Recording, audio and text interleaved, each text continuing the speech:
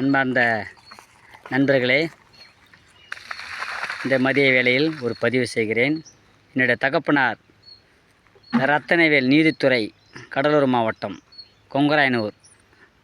அப்பா அவர் எனக்கு 2009 இறந்தார்.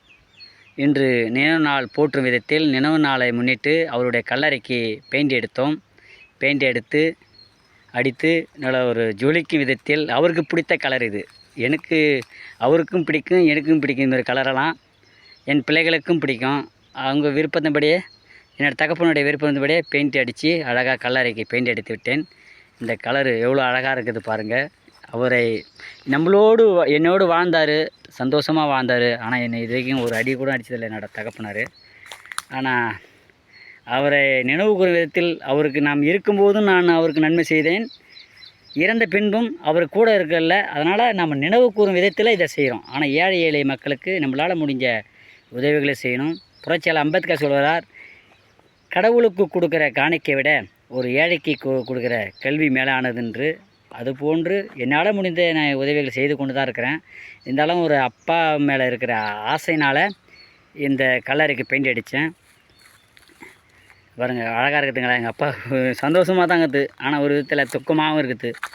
என்னென்றா, எங்கள் அப்பா என் கூட இருந்ததாக ஒரு சந்தோஷமாக இருந்திருக்கும். ஆனால் யாருமே கூட லாஸ்ட் வரைக்கும் இருக்க முடியாது. இதுதான் உண்மை. லாஸ்ட் வரைக்கும் கூட யாருமே நிரந்தரம் இல்லை இந்த உலகத்தில். அப்பா அம்மாவை இருக்கிற வரைக்கும் அப்பா அம்மா பார்த்துக்கணும்.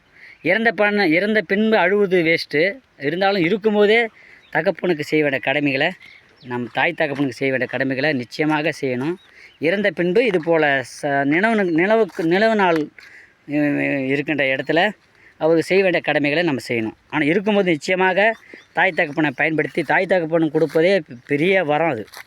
அதனால் தாய் தகப்பனுக்கு நன்மை செய்யுங்க. என்றும் என் தகப்பனுக்கு வீர வணக்கத்தை செலுத்திக்கொண்டு விடைபெறுகிறேன். நன்றி, வணக்கம். வீர வணக்கம், வீர வணக்கம். எங்கள் தகப்பனார் ரத்தனவேலுக்கு வீர வணக்கம்.